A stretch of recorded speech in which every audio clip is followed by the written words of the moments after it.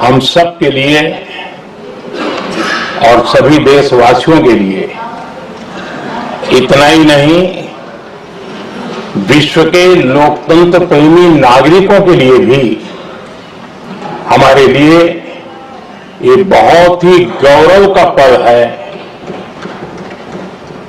बड़े गर्व के साथ लोकतंत्र के उत्सव को मनाने का एक अवसर है।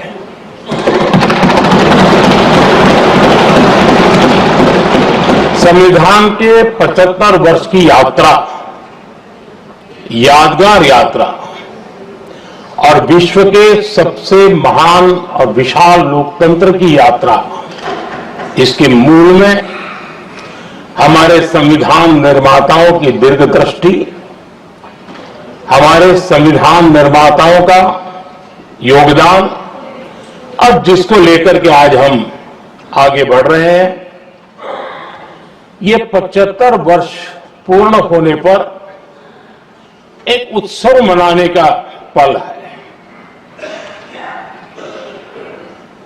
मेरे लिए खुशी की बात है कि संसद भी इस उत्सव में शामिल होकर के अपनी भावनाओं को प्रकट कर रही है।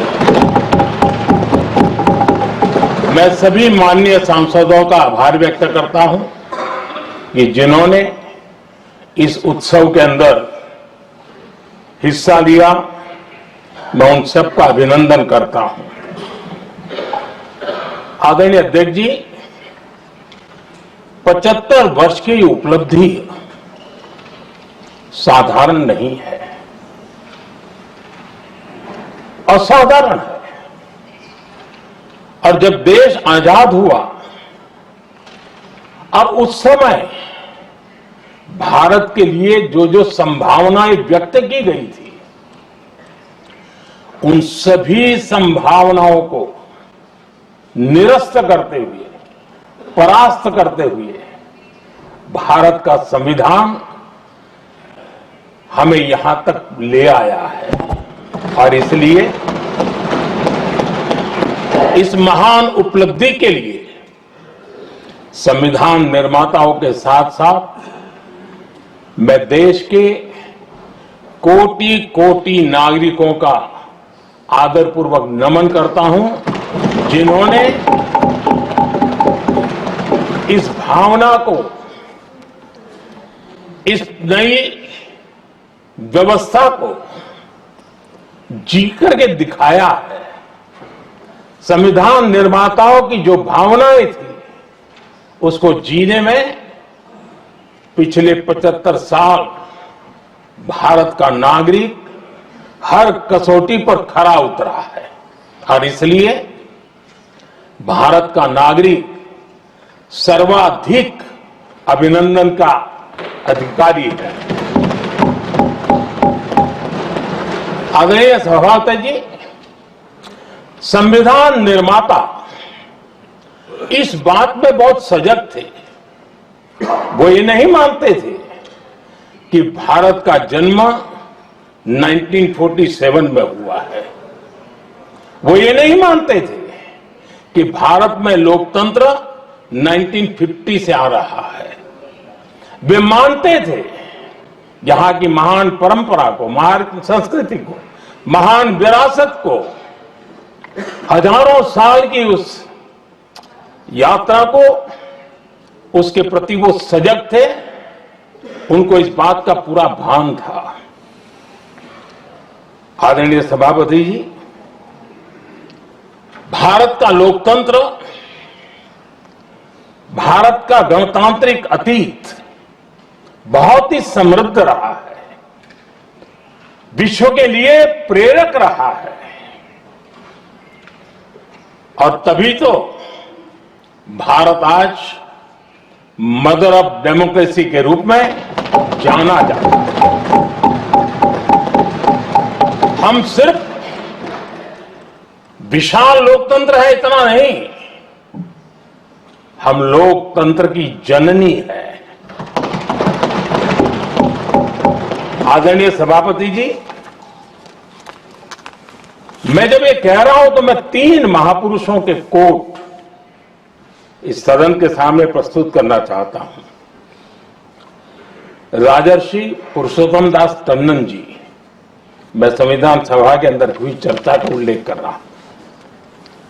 उन्होंने कहा था, सदियों के बाद हमारे देश में एक बार फिर ऐसी बैठक बुलाई गई है, यह हमारे मन में अपने गौरवशाली अतीत की याद दिलाती है, जब हम स्वतंत्र हुआ करते थे, जब सभाएं आयोजित की जाती थी जिसमें विद्वान लोग देश के महत्वपूर्ण मामलों पर चर्चा करने के लिए मिला करते थे। दूसरा कोट मैं पढ़ रहा हूं डॉक्टर राधाकृष्णन जी का। वे भी इस संविधान सभा के सदस्य थे।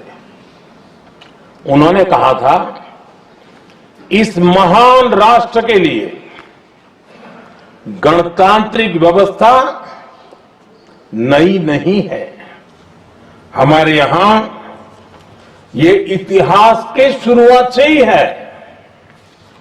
और तीसरा कोट मैं बाबा साहब आंबेडकर का कह रहा हूं। बाबा साहब आंबेडकर जी ने कहा था, ऐसा नहीं है कि भारत को पता नहीं था कि लोकतंत्र क्या होता है। एक समय था जब भारत में कई गणतंत्र हुआ करते थे। आदरणीय सभापति जी, हमारे संविधान के निर्माण की प्रक्रिया में हमारी देश की नारी शक्ति ने संविधान को सशक्त करने में बहुत बड़ी भूमिका निभाई थी। संविधान सभा में 15 माननीय महिला सदस्य थी और सक्रिय सदस्य थी। मौलिक चिंतन के आधार पर उन्होंने संविधान सभा की डिबेट को समृद्ध किया था। और वे सभी बहनें अलग अलग बैकग्राउंड थी, अलग अलग क्षेत्र की थी, और संविधान में उन्होंने जो जो सुझाव दिए, उन सुझावों का संविधान के निर्माण पर बहुत बड़ा प्रभाव रहा था। और हमारे लिए गर्व की बात है कि दुनिया के कई देश आजाद भी हुए, संविधान भी बने, लोकतंत्र भी चला, लेकिन महिलाओं को अधिकार देने में दशकों बीत गए थे। लेकिन हमारे यहां शुरुआत से ही महिलाओं को वोट का अधिकार संविधान में दिया गया। आदरणीय सभापति जी, जब G20 समिट हुई, उसी भावना को आगे बढ़ाते हुए, क्योंकि संविधान की भावना को लेकर के हम सब जीने वाले लोग हैं, हमने G20 की अध्यक्षता के दरमियान विश्व के सामने विमेन लेड डेवलपमेंट का विचार रखा। और विश्व के अंदर विमेन डेवलपमेंट से अब आगे जाने की जरूरत है, और इसलिए हमने विमेन लेड डेवलपमेंट की चर्चा को अंजाम दिया। इतना ही नहीं, हम सभी सांसदों ने मिलकर के एक स्वर से नारी शक्ति बंधन अधिनियम पारित करके हमारी महिला शक्ति को भारतीय लोकतंत्र में उनकी भागीदारी सुनिश्चित करने के लिए हम लोगों ने कदम उठाए। आदरणीय सभापति जी, आज हम देख रहे हैं हर बड़ी योजना के सेंटर में महिलाएं होती है। और ये जब संविधान के हम 75 वर्ष मना रहे हैं, ये संयोग है और अच्छा संयोग है कि भारत के राष्ट्रपति के पद पर एक आदिवासी महिला विराजमान।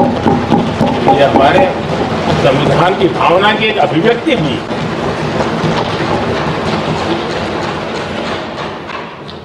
आदरणीय सभापति जी, इस सदन में भी लगातार हमारे महिला सांसदों की संख्या बढ़ रही है, उनका योगदान भी बढ़ रहा है।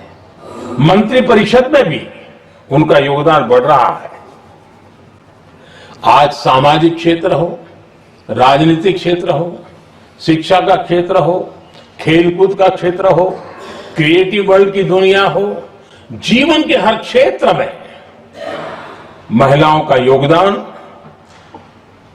महिलाओं का प्रतिनिधित्व देश के लिए गौरव दिलाने वाला रहा है। विज्ञान के क्षेत्र में, खास करके स्पेस टेक्नोलॉजी में उनके योगदान की सराहना हर हिंदुस्तानी बड़े गर्व के साथ कर रहा है। और इन सब की सबसे बड़ी प्रेरणा हमारा संविधान है। आदरणीय सभापति जी, हमारा देश बहुत तेज गति से विकास कर रहा है।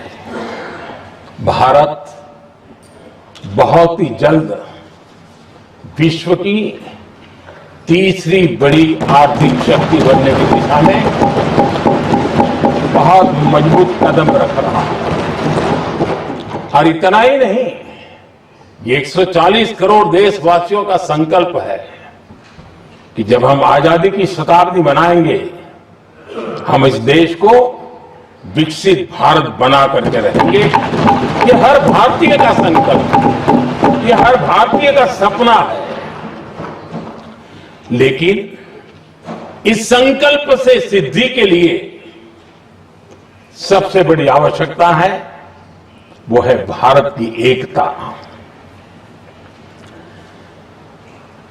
हमारा संविधान भी भारत की एकता का आधार है। हमारे संविधान के निर्माण काल में इस देश के बड़े बड़े दिग्गज थे, स्वतंत्रता सेनानी थे, साहित्यकार थे, विवेचक थे, सामाजिक कार्यकर्ता थे, शिक्षाविद थे, कई फील्ड के प्रोफेशनल्स थे, मजदूर नेता थे, किसान नेता थे, समाज के हर वर्ग का प्रतिनिधित्व था और सबके सब भारत की एकता के प्रति बहुत ही संवेदनशील थे। जीवन के भिन्न भिन्न क्षेत्र से आए हुए, देश के अलग अलग भूभाग से आए हुए सभी लोग इस बात के प्रति सजग थे। और बाबा साहब अंबेडकर जी ने चिताया था। मैं बाबा साहब का कोट पढ़ रहा हूं।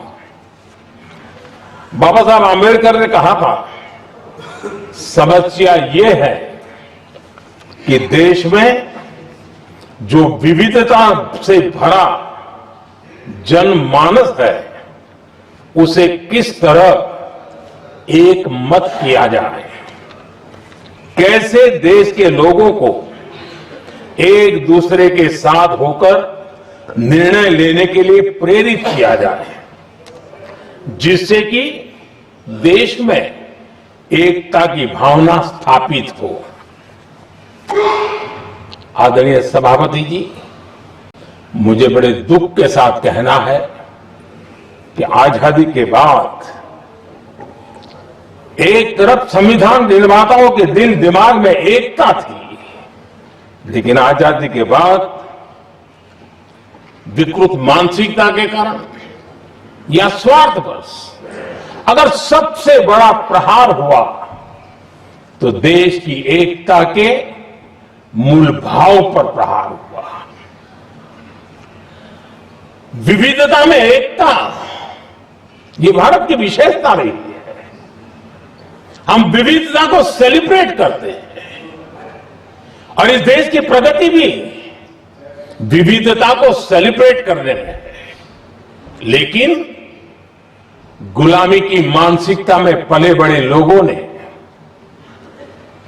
भारत का भला न देख पाने वाले लोगों ने, और जिनके लिए हिंदुस्तान 1947 में ही पैदा हुआ जो धारणा बनी थी, उनके लिए वो विविधता में विरोधाभास ढूंढते रहे। इतना ही नहीं, विविधता के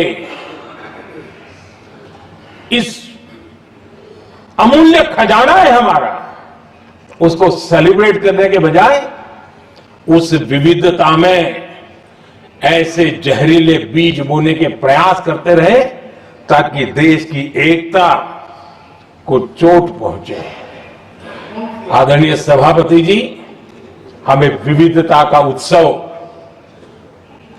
हमारे जीवन का अंग बनाना होगा और वही बाबा साहब आंबेडकर को सच्ची श्रद्धांजलि होगी। आदरणीय सभापति जी, मैं संविधान के प्रकाश में ही मेरी बातों को रखना चाहता हूं और इसलिए अगर आप हमारी नीतियों को देखेंगे, पिछले 10 साल देश की जनता ने हमें जो सेवा करने का मौका दिया है, हमारी निर्णयों की प्रक्रिया को देखेंगे तो भारत की एकता को मजबूती देने का निरंतर हम प्रयास करते रहे हैं। आर्टिकल 370 देश की एकता में रुकावट बना पड़ा था, दीवार बना पड़ा था। देश की एकता हमारी प्राथमिकता थी, जो कि हमारी संविधान की भावना थी और इसलिए धारा 370 को हमने जमीन पर उतार दिया, क्योंकि देश की एकता हमारी प्राथमिकता है। आदरणीय सभापति जी, इस इतने बड़े विशाल देश में अगर आर्थिक रूप से हमें आगे बढ़ना है, हमारी व्यवस्थाओं को और विश्व को भी निवेश के लिए आना है, तो भारत में अनुकूल व्यवस्थाएं चाहिए और उसी में से हमारे देश में एक लंबे अरसे तक जीएसटी को लेकर के चर्चा चलती रही। मैं समझता हूं इकोनॉमिक यूनिटी के लिए जीएसटी ने बहुत बड़ी भूमिका अदा की है। उस समय पहले की सरकार का भी कुछ योगदान है, वर्तमान समय में हमको इसको आगे बढ़ाने का अवसर मिला और हमने इसको किया और वो भी वन नेशन वन टैक्स उस भूमिका को आगे बढ़ा रहा है। आदरणीय सभापति जी, हमारे देश में राशन कार्ड गरीब के लिए बहुत बड़ी मूल्यवान दस्तावेज रहा है, लेकिन गरीब अगर एक राज्य से दूसरे राज्य जाता था तो गरीब कुछ भी उसके प्राप्त करने का हकदार नहीं बनता था। इतना बड़ा देश पर उसका किसी भी कोने में जाए उसका उतना ही अधिकार है। एकता के उस भाव को मजबूत करने के लिए हमने one nation one ration card की बात को मजबूत। आदरणीय सभापति जी, देश के गरीब को, देश के सामान्य नागरिक को अगर मुफ्त में इलाज मिले तो गरीबी से लड़ने की उसकी ताकत अनेक गुना बढ़ जाती है। लेकिन उसके लिए जहां वो काम करता है वहां पर तो मिल जाए, लेकिन किसी काम बस वो बाहर गया है और वहां पर वो जीवन और मृत्यु की लड़ाई लड़ता हो, ऐसे समय अगर उसको सुविधा नहीं मिलेगी तो व्यवस्था किस काम की। और इसलिए देश की एकता के मंत्र को जीने वाले हम लोगों ने ये तय किया कि one nation one health card, और इसलिए हमने आयुष्मान भारत योजना आज बिहार के दूर दराज क्षेत्र का व्यक्ति भी अगर पुणे में कुछ काम कर रहा है और अचानक बीमार हो गया तो उसके लिए आयुष्मान कार्ड होना बहुत इनफ है, उसकी सेवा मिल सकती है। आदरणीय सभापति जी, हम जानते हैं देश में कई बार ऐसा हुआ कि देश के एक हिस्से में बिजली थी लेकिन बिजली सप्लाई नहीं हो रही थी और उसके कारण दूसरे इलाके में अंधेरा था, और पिछली सरकार में हमने विश्व के अंदर भारत की बदनामी हेडलाइन से हुआ करती थी अंधेरे की, वो दिन हमने देखे हैं और तब जाकर के एकता के मंत्र को लेकर के संविधान की भावना को जीने वाले हम लोगों ने वन नेशन वन ग्रिड को परिपूर्ण कर दिया और इसलिए आज बिजली के प्रवाह को निर्विरोध रूप से हिंदुस्तान के हर कोने में ले जाया जा सकता है। आदरणीय सभापति जी, हमारे देश में इंफ्रास्ट्रक्चर में भी भेदभाव की बू आती रही है। हमने उसे मिटा करके देश की एकता को ध्यान में रखते हुए, एक संतुलित विकास को ध्यान में रखते हुए हमने उस भेदभाव, उस भावना को खत्म करके एकता को मजबूत किया। हमने नॉर्थ ईस्ट हो या जम्मू कश्मीर हो, हिमालय की गोद के इलाके हो या रेगिस्तान के सटे हुए इलाके हो, हमने पूरी तरह इंफ्रास्ट्रक्चर को एक सामर्थ्य देने का प्रयास किया है ताकि एकता के भाव को अभाव में से कारण कोई दूरी पैदा न हो, उसमें से बदलने का हमने काम किया। आदरणीय सभापति जी, युग बदल चुका है और हम नहीं चाहते हैं कि डिजिटल के क्षेत्र में हैव्स एंड हैव्स नॉट की स्थिति बन जाए। देश के लिए समान रूप से, और इसलिए दुनिया के अंदर बड़े गर्व के साथ हम कहते हैं कि भारत का जो डिजिटल इंडिया की जो सक्सेस स्टोरी है, उसका एक कारण है हमने टेक्नोलॉजी को डेमोक्रेटाइज करने का प्रयास किया है और उसी का भाग है ये हमारे संविधान निर्माताओं ने हमें दिशा दिखाई है कि हमने ऑप्टिकल फाइबर हिंदुस्तान की हर पंचायतों तक ले जाने का प्रयास किया है ताकि भारत की एकता को मजबूती देने में हमें ताकत मिले। आदरणीय सभापति जी, हमारा संविधान की अपेक्षा है एकता की और इसी को ध्यान में रखते हुए हमने मातृभाषा के महात्म्य को स्वीकारा है।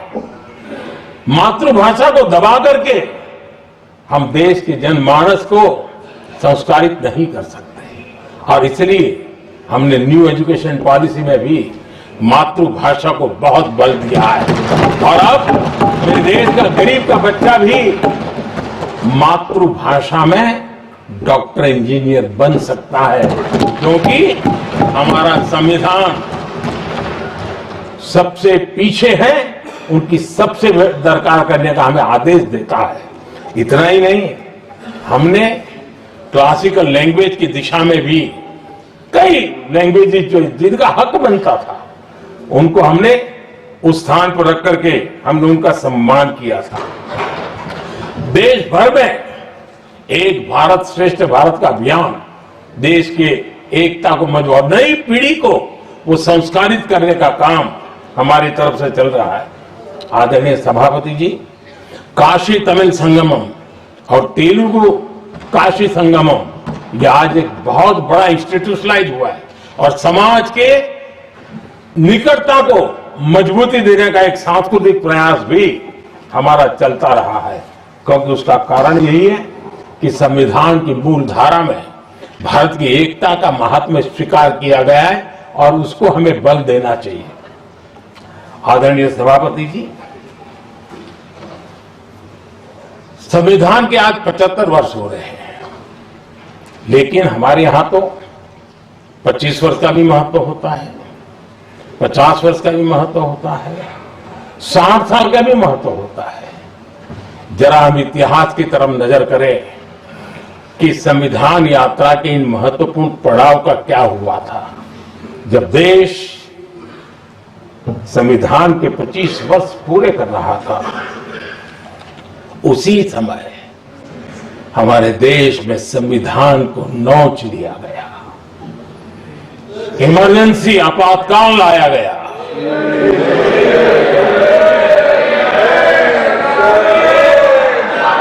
संवैधानिक व्यवस्थाओं को समाप्त कर दिया गया, देश को जेल खाना बना दिया गया, नागरिकों के अधिकारों को लूट लिया गया, प्रेस की स्वतंत्रता को ताले लगा दिए गए और कांग्रेस के माथे पर जो पाप है ना, वो कभी भी धुलने वाला नहीं है, कभी भी धुलने वाला। यह अच्छा दुनिया में जब जब लोकतंत्र की चर्चा होगी, कांग्रेस के माथे का एक पाप कभी धुलने वाला नहीं है। क्योंकि लोकतंत्र का गला घोंट दिया गया था। भारत के संविधान निर्माताओं की तपस्या को मिट्टी में मिलाने की कोशिश की गई थी। आदरणीय सभापति जी, जब 50 साल हुए तब क्या भुला दिया गया था? जी नहीं, अटल बिहारी वाजपेयी जी की सरकार थी और 26 नवंबर को 2000 देश भर में संविधान का 50वां वर्ष मनाया गया था। अटल बिहारी वाजपेयी जी ने प्रधानमंत्री के नाते राष्ट्र को एक विशेष संदेश दिया था। एकता, जनभागीदारी, साझेदारी, उसके महत्व पर बल देते हुए उन्होंने संविधान की भावना को जीने का प्रयास किया था, जनता को जगाने का भी प्रयास किया था। और अध्यक्ष जी, जब देश संविधान का 50 वर्ष मना रहा था और जब 50 वर्ष की पूर्णाहुति हुई तो ये मेरा भी सौभाग्य था कि मुझे भी संविधान की प्रक्रिया से मुख्यमंत्री बनने का अवसर मिल गया। और मैं जब मुख्यमंत्री था उसी कार्यकाल में संविधान के 60 साल हुए और तब मैंने तय किया था मुख्यमंत्री के नाते कि हम गुजरात में संविधान के 60 साल मनाएंगे। और इतिहास में पहली बार ऐसा हुआ जब संविधान के ग्रंथ को हाथी पर बनाई हुई अंबाड़ी में रखा गया, उस विशेष व्यवस्था में रखा गया। हाथी पर संविधान की यात्रा निकल, संविधान गौरव यात्रा निकाली गई और राज्य का मुख्यमंत्री उस संविधान के नीचे हाथी के बगल में पैदल चल रहा था और देश को संविधान का महात्मा समझाने का सांकेतिक प्रयास कर रहा था। ये सौभाग्य भी मुझे प्राप्त हुआ था क्योंकि हमारे लिए संविधान का महत्व क्या है।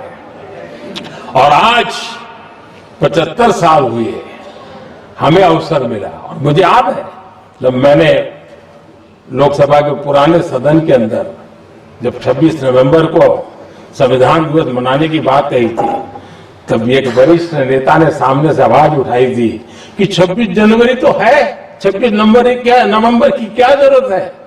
क्या भावना घर कर गई थी, ये बहुत पुरानी बात नहीं है। इसी सदन में मेरे सामने हुआ था।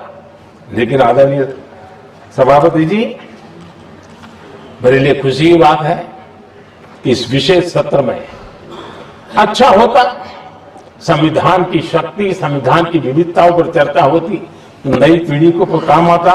लेकिन हर एक की अपनी अपनी मजबूरियां होती है, हर कोई अपना दुख।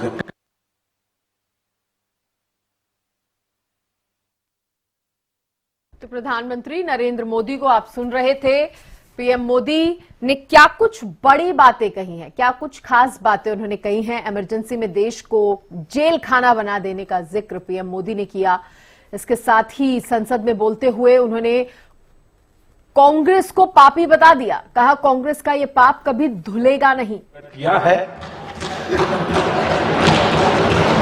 अच्छा होता दलगत भावनाओं से उठ करके देश हित में संविधान की चर्चा हुई होती तो समृद्धि मिलती अनेक देश की नई पीढ़ी को।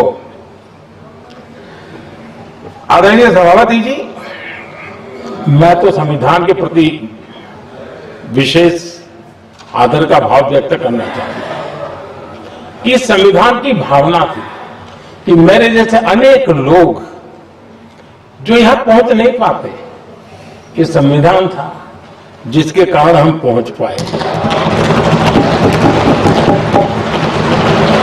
क्योंकि हमारा कोई बैकग्राउंड नहीं था, हम यहां तक कैसे आ गए?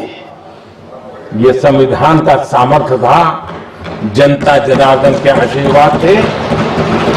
इतना बड़ा दायित्व और मेरे जैसे बहुत लोग यहां भी जिनका ऐसा कोई बैकग्राउंड नहीं है, यही एक सामान्य परिवार से आए हैं और आज संविधान ने हमें यहां तक पहुंचाया है। और ये भी कितना बड़ा सौभाग्य है कि हमें देश ने इतना स्नेह दिया, एक बार नहीं, दो बार नहीं, 3 बार। ये हमारे संविधान के बिना संभव नहीं था। आदरणीय सभापति जी,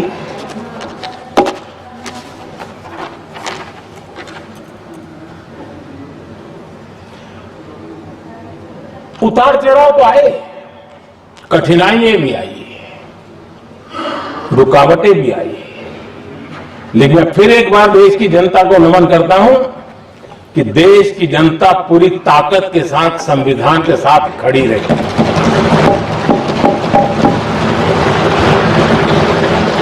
आदरणीय सभापति जी, मैं आज यहां किसी की व्यक्तिगत आलोचना करना नहीं चाहता, लेकिन तथ्यों को देश के सामने रखना जरूरी है और इसलिए मैं तथ्यों को रखना चाहता हूं। कांग्रेस के एक परिवार ने संविधान को चोट पहुंचाने में कोई कोर कसर नहीं छोड़ी है।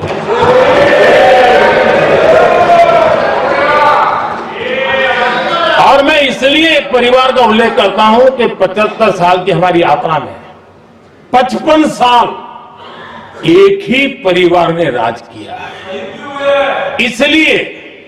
इसलिए देश को क्या क्या हुआ है ये जानने का अधिकार है और इस परिवार के कुविचार, कुरीति, कुनीति, इसकी परंपरा निरंतर चल रही है। हर स्तर पर इस परिवार ने संविधान को चुनौती दी। आदरणीय सभापति जी, 1947 टू 1952 इस देश में इलेक्टेड गवर्नमेंट नहीं थी। एक अस्थाई व्यवस्था थी, एक सिलेक्टेड सरकार थी और चुनाव नहीं हुए थे। और जब तक चुनाव ना हो तब तक एक इंटरिम व्यवस्था के रूप में कोई खाका खड़ा करना चाहिए, किया गया था। 1952 के पहले राज्यसभा का भी गठन नहीं हुआ था, राज्यों में भी कोई चुनाव नहीं थे, जनता का कोई आदेश नहीं था। उसके बावजूद भी और अभी तो संविधान निर्माताओं ने इतना मंथन करके संविधान बनाया था। 1951 में जबकि चुनी हुई सरकार नहीं थी, उन्होंने ऑर्डिनेंस करके संविधान को बदला और किया क्या? अभिव्यक्ति की आजादी पर हमला कर दिया गया।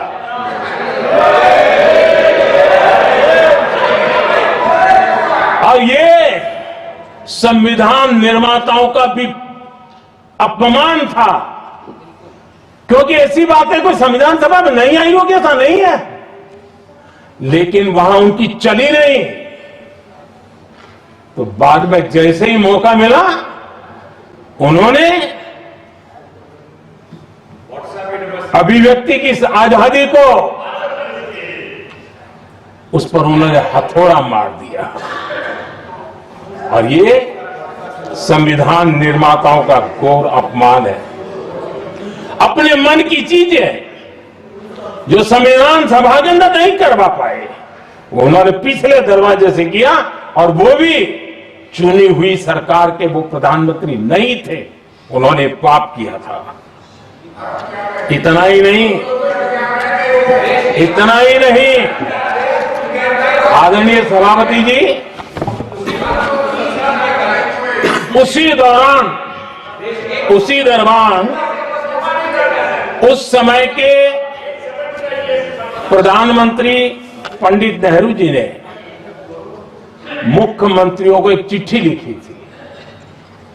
उस चिट्ठी में उन्होंने लिखा था, नेहरू जी लिखते हैं, अगर संविधान हमारे, आगे नेहरू जी लिखते हैं, अगर संविधान हमारे रास्ते के बीच में आ जाए, ये नेहरू जी लिख रहे हैं, अगर संविधान हमारे रास्ते के बीच में आ जाए, आगे नेहरू जी कह रहे हैं, तो हर हाल में संविधान में परिवर्तन करना चाहिए। ये नेहरू जी ने मुख्यमंत्रियों को चिट्ठी लिखी।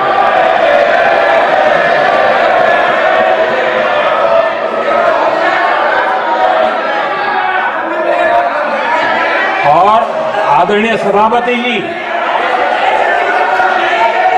ये भी देखिए,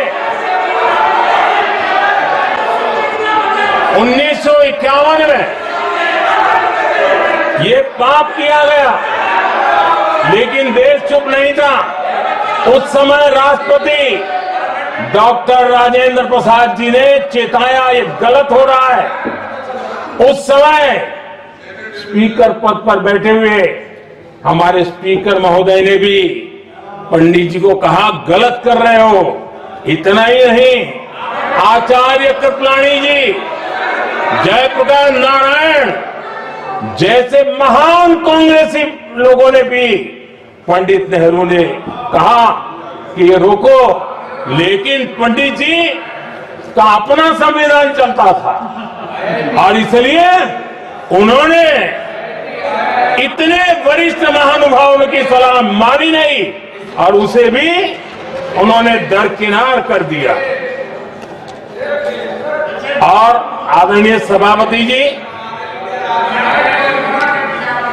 ये संविधान संशोधन करने का ऐसा खून कांग्रेस के मुंह लग गया कि समय समय पर वो संविधान का शिकार करती रही। ये खून मुंह पे लग गया।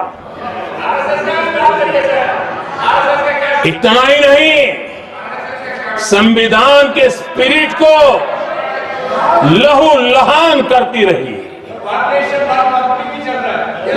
आदरणीय सभापति जी, करीब 6 दशक में 75 बार संविधान बदला गया। आदरणीय सभापति जी, जो बीज देश के पहले प्रधानमंत्री जी ने बोया था, उस बीज को खाद पानी देने का काम एक और प्रधानमंत्री ने किया। उनका नाम था श्रीमती इंदिरा गांधी।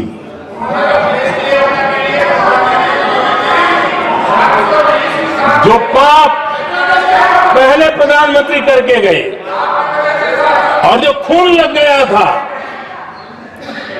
1971 में, सुप्रीम कोर्ट का एक फैसला आया था। उस सुप्रीम कोर्ट के फैसले को संविधान बदल करके पलट दिया गया और 71 में यह संविधान संशोधन किया गया था। और क्या था, उन्होंने हमारे देश की अदालत के पंख काट दिए थे और यहां पर तो किया था कि संसद संविधान के किसी भी आर्टिकल में जो मर्जी पड़े वो कर सकती है और अदालत उसकी तरफ देख भी नहीं सकती है। अदालत के सारे अधिकारों को छीन लिया गया था। ये पाप 1971 में उस समय की प्रधानमंत्री श्रीमती इंदिरा गांधी ने किया था।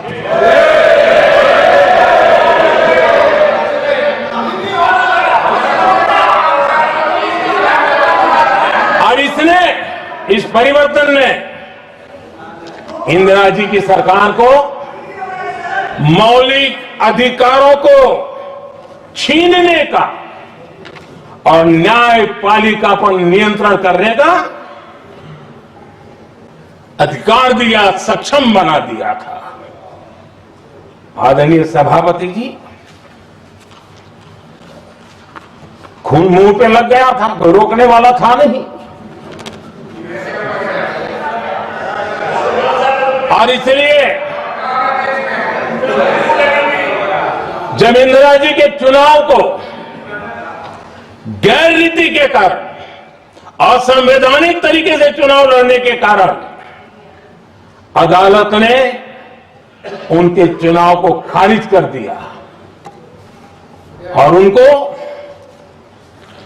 एमपी पद छोड़ने की नौबत आई, तो उन्होंने गुस्से में आकर के देश पर इमरजेंसी थोप दी, आपातकाल लगा दिया अपनी कुर्सी बचाने के लिए। और उसके बाद इतना ही नहीं, उन्होंने इमरजेंसी तो लगाई, संविधान का दुरुपयोग तो किया ही किया, भारत के लोकतंत्र का गला तो घोट ही दिया। लेकिन 1975 में 39वां संशोधन किया और उसमें उन्होंने क्या किया, राष्ट्रपति, उपराष्ट्रपति, प्रधानमंत्री, अध्यक्ष, इनके चुनाव के खिलाफ कोई कोर्ट में जा ही नहीं सकता है, ऐसा उन्होंने, और वो भी रिट्रोस्पेक्टिव किया, आगे के लिए नहीं, पीछे का भी, अपने पापों का भी उन्होंने। और आदरणीय सभापति जी, मैं संविधान की बात कर रहा हूं, मैं संविधान के आगे पीछे कुछ नहीं बोल रहा हूं।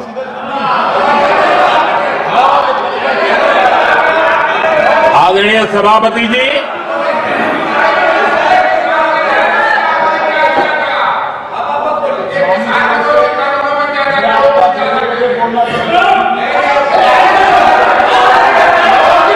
आदरणीय सभापति जी, इमरजेंसी में लोगों के अधिकार छीन लिए गए, देश के हजारों लोगों को जेलों में ठूंस दिया गया, न्यायपालिका का गला गौंद दिया गया, अखबारों की स्वतंत्रता पर ताले लगा दिए गए। इतना ही नहीं, कमिटेड जुडिशरी, इस विचार को उन्होंने पूरी ताकत दी। और इतना ही नहीं, जिस जस्टिस एच.आर. खन्ना ने उनके चुनाव में उनको खिलाफ जो जजमेंट दिया था, वो इतना गुस्सा भरा था कि जब जस्टिस एच.आर. खन्ना, जो सीनियरिटी के आधार पर सुप्रीम कोर्ट के चीफ जस्टिस बनने थे, जिन्होंने संविधान के सम्मान करते हुए उस स्पिरिट से इंदिरा जी को सजा दी थी, उन्होंने मुख्य न्यायाधीश नहीं बनने दिया। ये संविधान और लोकतांत्रिक प्रक्रिया रही।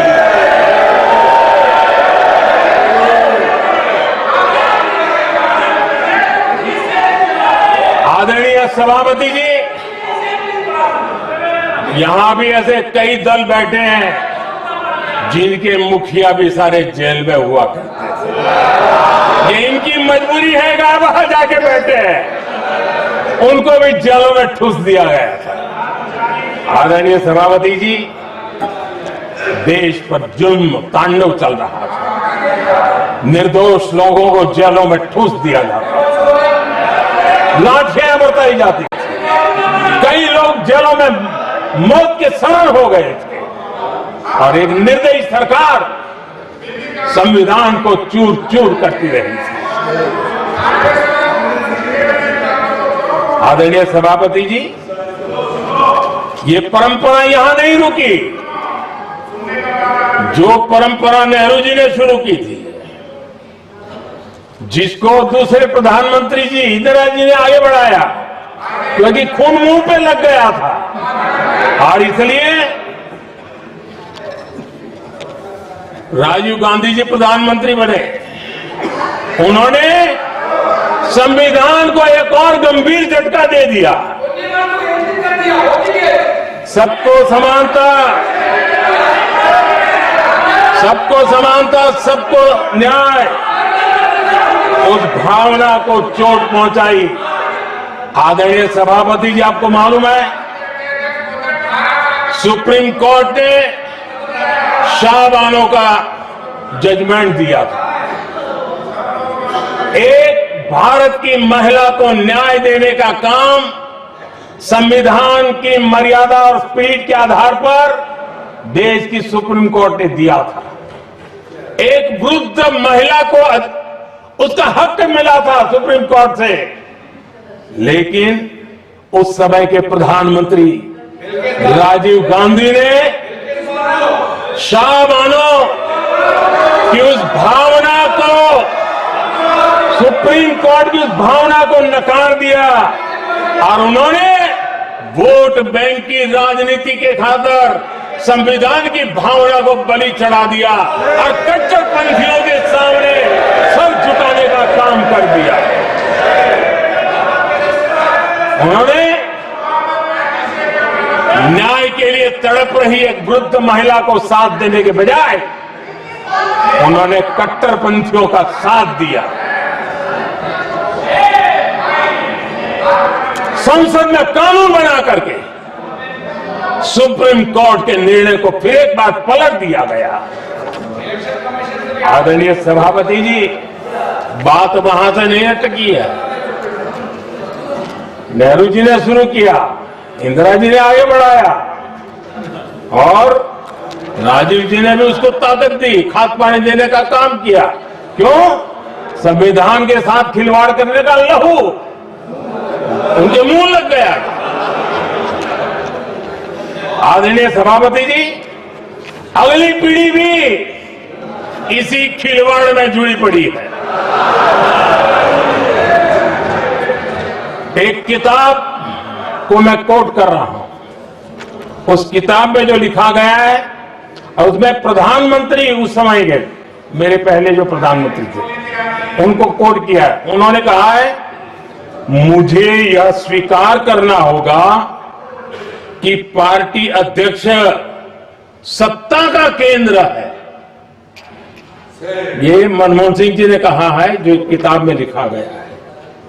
मुझे यह स्वीकार करना होगा कि पार्टी अध्यक्ष सत्ता का केंद्र है।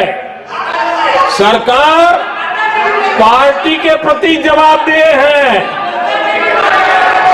इतिहास में पहली बार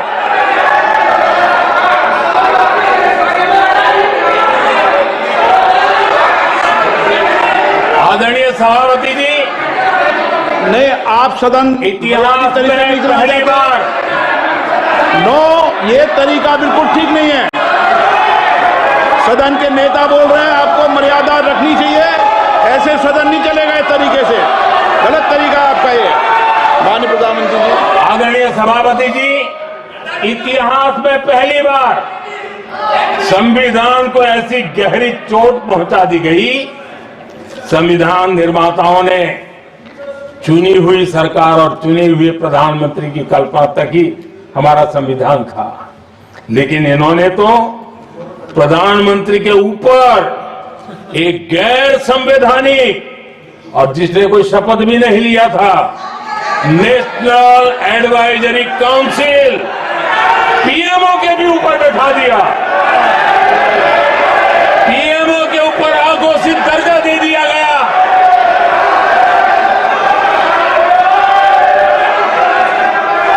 आदरणीय सभापति जी, इतना ही नहीं, और एक पीढ़ी आगे चले और उस पीढ़ी ने क्या किया? भारत के संविधान के तहत देश की जनता जनार्दन सरकार चुनती है और वो सरकार का मुखिया कैबिनेट बनाता है। ये संविधान के तहत है। इस कैबिनेट ने जो निर्णय किया, संविधान का अपमान करने वाले अहंकार से भरे लोगों ने पत्रकारों के सामने कैबिनेट के निर्णय को फाड़ दिया। संविधान को हर मौके पर संविधान के साथ खिलवाड़ करना, संविधान को न मानना, ये जिनकी आदत हो गई थी। और दुर्भाग्य देखिए, एक अहंकारी व्यक्ति कैबिनेट के निर्णय को फाड़ दे और कैबिनेट अपना फैसला बदल दे, ये कौन सी व्यवस्था है? आदरणीय सभापति जी, मैं जो कुछ भी कह रहा हूं वो संविधान के साथ क्या हुआ उसी की बात कर रहा हूं। उस समय करने वाले पात्रों को लेकर किसी को परेशानी होती होगी, लेकिन बात संविधान की है। मेरे मन के और मेरे विचारों को मैं अभिव्यक्त नहीं कर रहा हूं।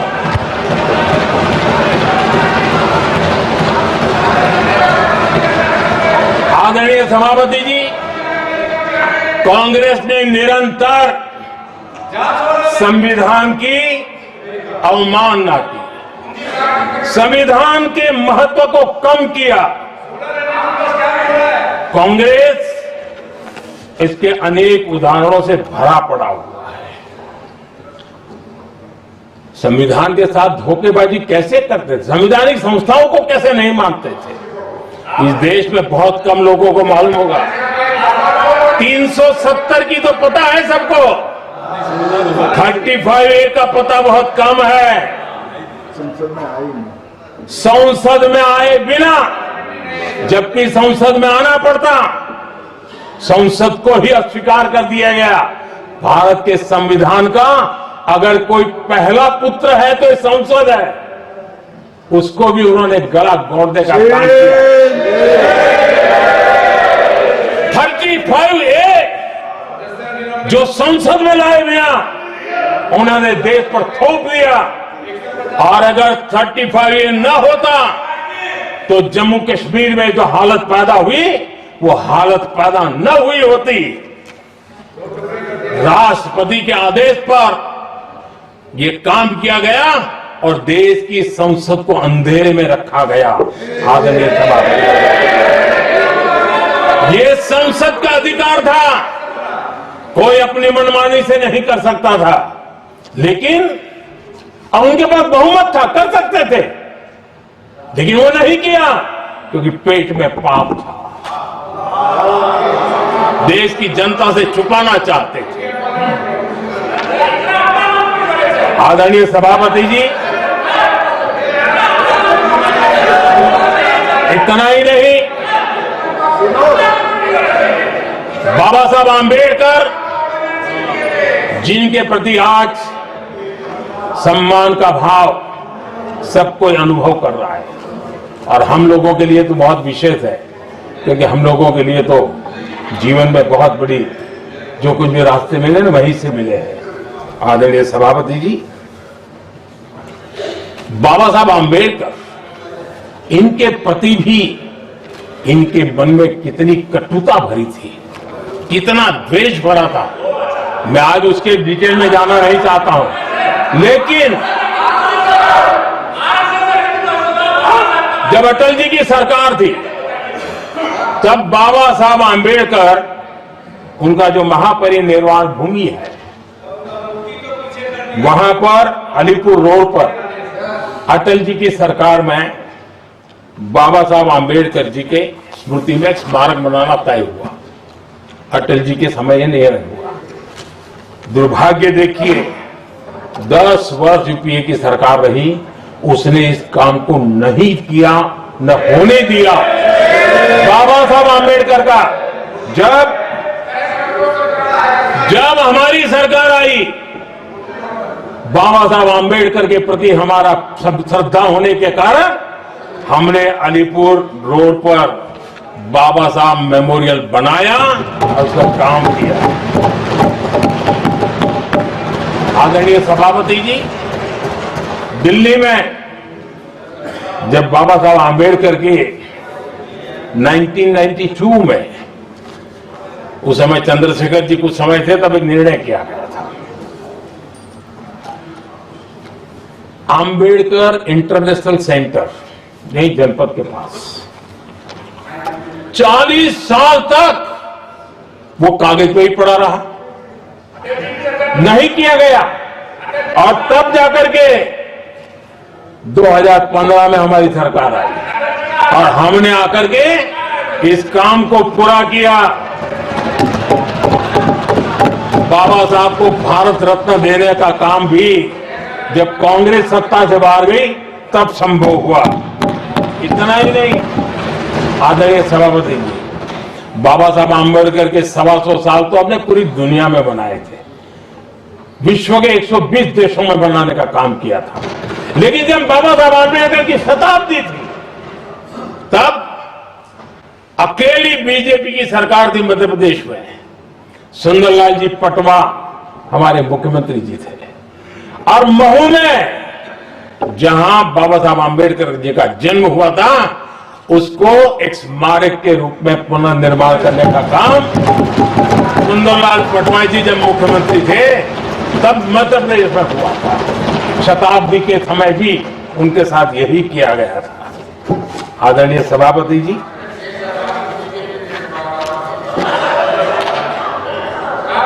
हमारे देश में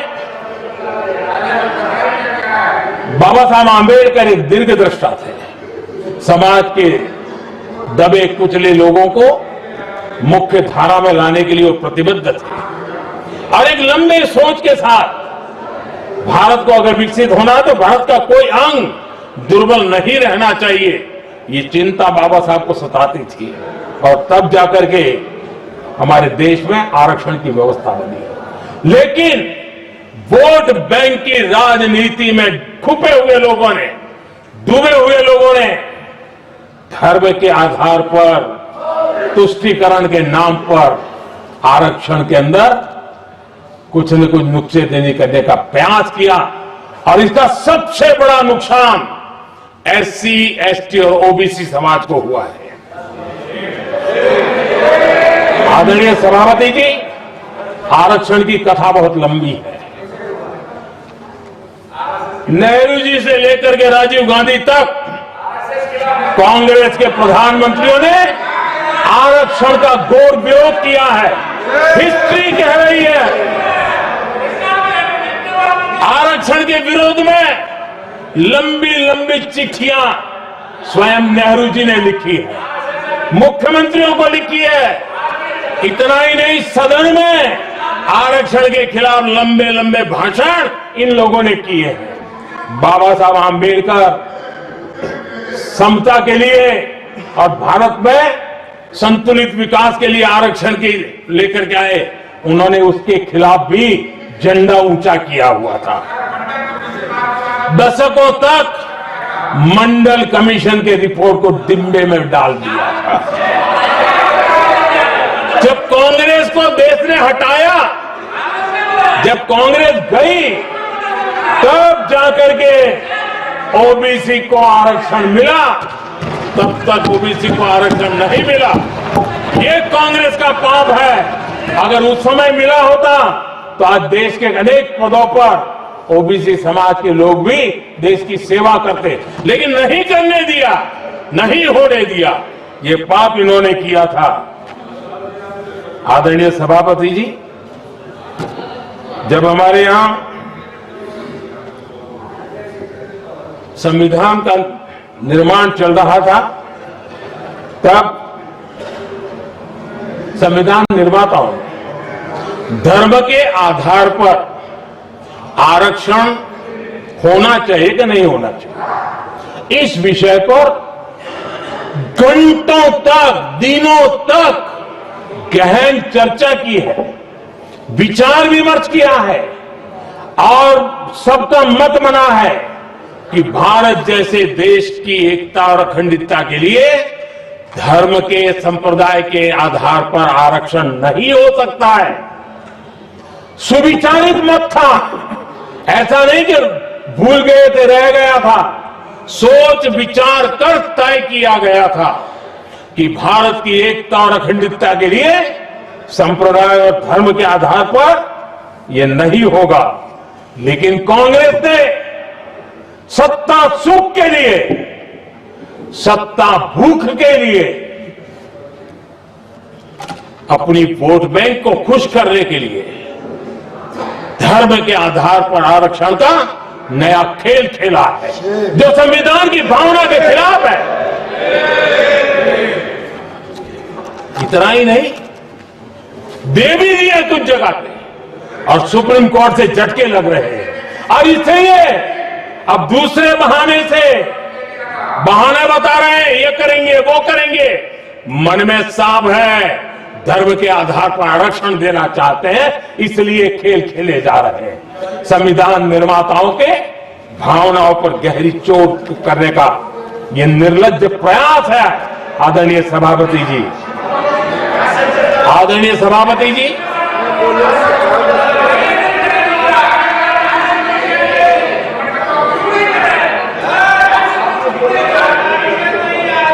आदरणीय सभापति जी, एक गलत और विषय, ये तरीका ठीक नहीं। आपके नेता ने बोला, आपने बोला दोबारा बात मत करो। इसकी भी मैं चर्चा करना चाहता हूं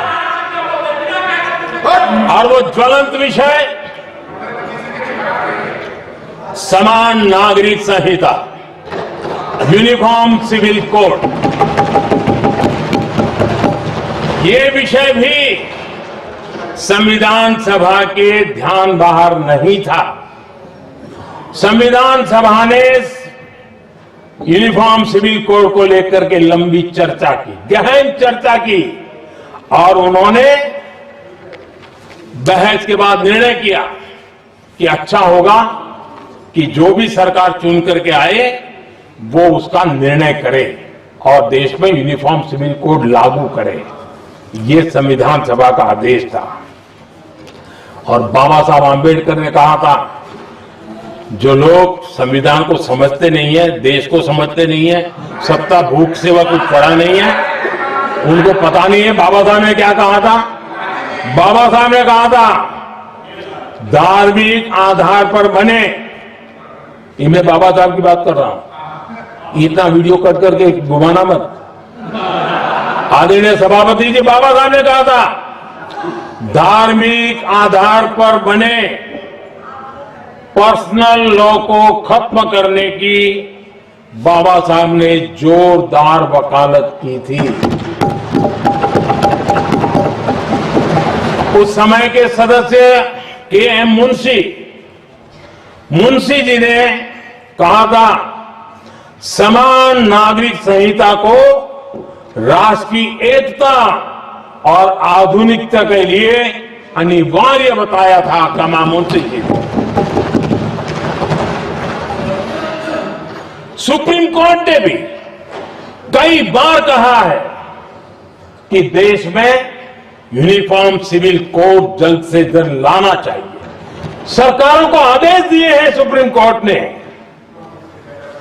और उसी संविधान की भावना को ध्यान में रखते हुए, संविधान निर्माताओं की भावनाओं को ध्यान में रखते हुए हम पूरी ताकत से लगे हुए हैं सेक्युलर सिविल कोड के। और आज कांग्रेस के लोग संविधान निर्माताओं की भावना का भी, सुप्रीम कोर्ट की भावना का भी अनादर कर रहे हैं, क्योंकि उनकी राजनीति को सूट नहीं करता है। उनके लिए संविधान वो पवित्र ग्रंथ नहीं है, उनके लिए एक हथियार है राजनीति का। खेल खेलने का हथियार बना दिया। लोगों को डराने के लिए संविधान को हथियार बनाया जाता है। आदरणीय सभापति जी, और ये कांग्रेस पार्टी, उनको तो संविधान शब्द भी उनके मुंह में शोभा नहीं देता है। इसलिए जो अपनी पार्टी के संविधान को नहीं मानते हैं, जिन्होंने अपनी पार्टी के संविधान को कभी स्वीकार नहीं किया है, क्योंकि संविधान को स्वीकार करने के लिए लोकतांत्रिक स्पिरिट लगता है, जो जिनकी रगों में नहीं है। सत्तावाद और परिवारवाद भरा पड़ा है। अब आप देखिए जो कैसी शुरुआती कितनी गड़बड़ हुई है। मैं कांग्रेस की बात कर रहा हूं। 12 कांग्रेस की प्रदेश की कमेटियों ने, 12 प्रदेश कमेटियों ने सरदार पटेल के नाम पर सहमति दी थी। नेहरू जी के साथ एक भी कमेटी नहीं थी, नॉट अ सिंगल। संविधान के तहत सरदार साहब ही देश के प्रधानमंत्री बनते हैं, लेकिन लोकतंत्र में श्रद्धा नहीं, खुद के संविधान पर विश्वास नहीं, खुद के ही संविधान को स्वीकारना नहीं, और सरदार साहब देश के प्रधानमंत्री नहीं बन सके और ये बैठ गए। जो लोग अपनी पार्टी के संविधान को, जो लोग अपनी पार्टी के संविधान को नहीं मानते, वो कैसे देश के संविधान को स्वीकार कर सकते हैं?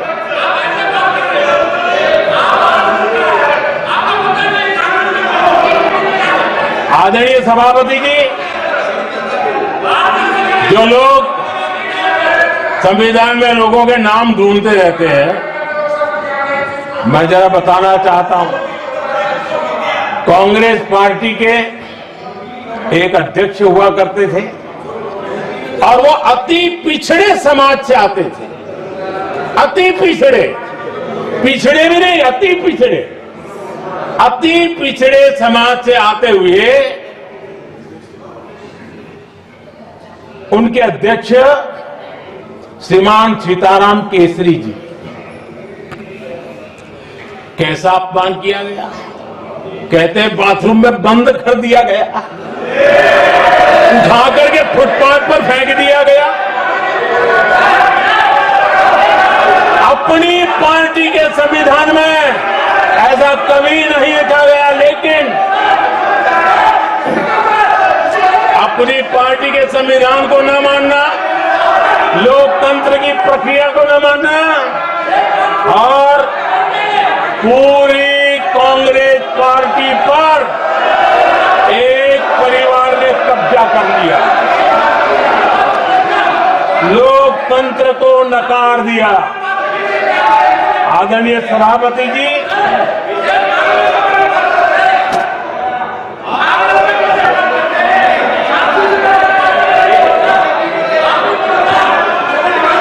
तो आपके सदस्यों ने क्या क्या बोला था, ठीक नहीं है। आप जब सदन के नेता बोल रहे हैं तो सदन की मर्यादा को रखो, आदरणीय अच्छी सभापति परंपरा जी, को बनाओ। संविधान के साथ खिलवाड़ करना, संविधान के स्पिरिट को तहस नहस करना, ये कांग्रेस की रगों में रहा है। हमारे लिए संविधान, उसकी पवित्रता, उसकी शुचिता हमारे लिए सर्वोपरि है, और ये शब्दों में नहीं है। जब जब हमें कसौटी पर कसा गया है, हम तप करके निकले हुए लोग हैं। मैं उदाहरण देना चाहता हूं, 1996 में सबसे बड़े दल के रूप में भारतीय जनता पार्टी जीत करके आई, सबसे बड़ा दल था, और राष्ट्रपति जी ने संविधान की भावना तहत सबसे बड़े दल को प्रधानमंत्री के शपथ के लिए बुलाया, और 13 दिन सरकार चली। अगर हमें संविधान के स्पिरिट के प्रति हमारा भावना न होती, तो हम भी ये बांटो, वो बांटो, ये दे दो, वो दे दो, इसको डिप्टी पीएम बना दो, इसको ढिकना बना दो, हम भी सत्ता सुख भोग सकते थे। लेकिन अटल जी ने सौदेबाजी का रास्ता नहीं चुना, संविधान के सम्मान का रास्ता चुना, और 13 दिन के बाद इस्तीफा देना स्वीकार कर दिया। ये ऊंचाई है हमारी लोकतंत्र की। इतना ही नहीं, 1998 में एनडीए की सरकार थी, सरकार चल रही थी, लेकिन कुछ लोगों को हम नहीं तो कोई नहीं, ये जो एक परिवार का खेल चला है, अटल जी की सरकार को अस्थिर करने के लिए खेल चले गए, वोट हुआ, खरीद फरोख्त तब भी हो सकती थी, बाजार में माल तब भी बिकता था, लेकिन संविधान की भावना के प्रति समर्पित अटल बिहारी वाजपेयी जी की सरकार ने एक वोट से हारना पसंद किया, इस्तीफा दिया, लेकिन असंवैधानिक कोई कृत्य नहीं किया। ये हमारा इतिहास है, ये हमारे संस्कार है, ये हमारी परंपरा है। और दूसरी तरफ अदालत ने भी जिस पर थप्पा मार दिया, कैश फॉर वोट का कांड, एक लघुमती सरकार को बचाने के लिए संसद में नोटों के ढेर साक्ष्य के रूप में रखे गए, असंवैधानिक तरीका। सरकार बचाने के लिए भारत के लोकतंत्र की भावना को बाजार बना दिया गया, वोट खरीदे गए। आदरणीय सभापति जी, 90 के दशक में कई सांसदों को रिश्वत देने का पाप, ये संविधान की भावना थी। क्या 140 करोड़ वासियों के मन में जो लोकतंत्र पनपा है, उस लोकतंत्र के साथ ये खिलवाड़? कांग्रेस के लिए सत्ता शोक, सत्ता की भूख, यही एकमात्र कांग्रेस का इतिहास है, कांग्रेस का वर्तमान है। आदरणीय सभापति जी, 2014 के बाद एनडीए को सेवा का मौका मिला, संविधान और लोकतंत्र को मजबूती मिली। ये पुरानी जो बीमारियों थी, उस बीमारी से मुक्ति का हमने एक अभियान चलाया। बीते 10 साल यहां से पूछा गया, हमने भी संविधान संशोधन किए। जी हां, हमने भी संविधान संशोधन किए हैं, देश की एकता के लिए, देश की अखंडता के लिए, देश के उज्जवल भविष्य के लिए और संविधान की भावना के प्रति पूर्ण समर्पण के साथ किए हैं। हमने संविधान संशोधन किया, क्यों किया? इस देश का ओबीसी समाज तीन दशक से ओबीसी कमीशन को संवैधानिक दर्जा देने के लिए मांग कर रहा है। ओबीसी के सम्मान के लिए, उसको संवैधानिक दर्जा देने के लिए हमने संविधान संशोधन किया है। हमें गर्व है ये करने का। समाज के दबे कुचले लोगों को उनके साथ खड़े होना, ये हम अपना कर्तव्य मानते हैं, इसलिए संविधान संशोधन किया। आदरणीय सभापति जी, इस देश में एक बहुत बड़ा वर्ग था, वो किसी भी जाति में क्यों न जन्मा हो, लेकिन गरीबी के कारण अवसरों को वो पा नहीं सकता था, आगे बढ़ नहीं सकता था, और इसलिए उसने असंतोष की ज्वाला भड़क रही थी और सबकी मांग रहती थी, कोई निर्णय नहीं करता था। हमने संविधान संशोधन किया, सामान्य जन के गरीब परिवार के 10% आरक्षण का किया, और ये पहला आरक्षण का संशोधन था।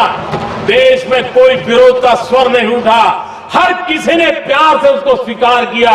संसद ने भी सहमति के साथ पारित किया, क्योंकि समाज की एकता की उसमें ताकत पड़ी थी, संविधान की भावनाओं का भाव पड़ा था, सबने सहयोग किया था, तब जाकर के हुआ था।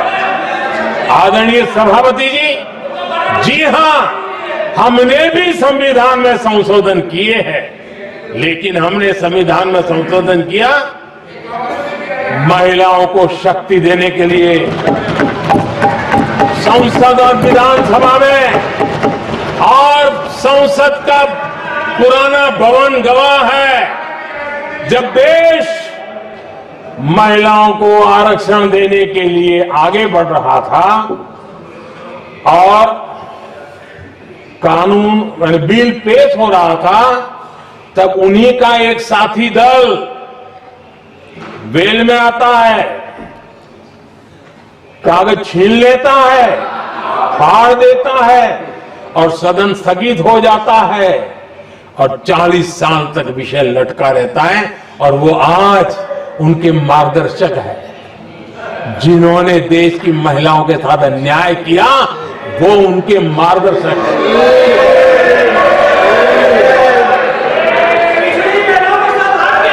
आदरणीय सभापति जी, हमने संविधान संशोधन किया, हमने देश की एकता के लिए किया। बाबा साहब आंबेडकर का संविधान 370 की दीवार के कारण जम्मू कश्मीर की तरफ देख भी नहीं सकता था।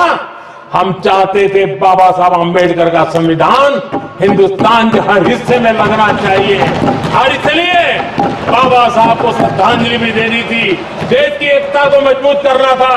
हमने संविधान संशोधन किया, डंके की चोट पर किया और 370 को हटाया,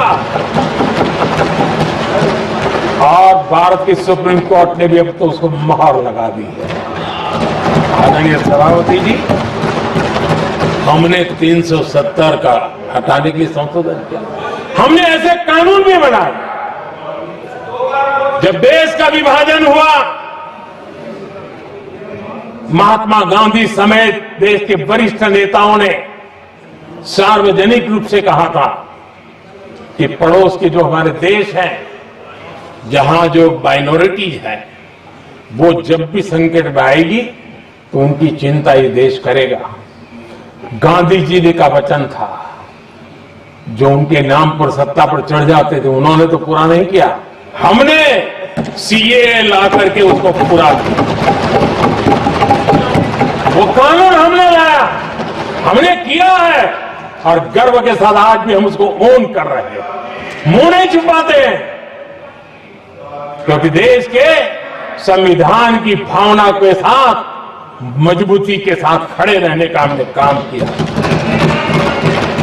आदरणीय सभापति जी, हमने जो संविधान संशोधन किए हैं, वो पुरानी गलतियों को ठीक करने के लिए किए, और हमने एक उज्जवल भविष्य का रास्ता मजबूत करने के लिए किए हैं। और समय बताएगा, समय की कसौटी पर हम खड़े उतरेंगे, क्योंकि वो सत्ता स्वार्थ के लिए किया गया पाप नहीं है, हमने देश हित में किया हुआ पुण्य है। और इसलिए हमें जो सवाल पूछते हैं,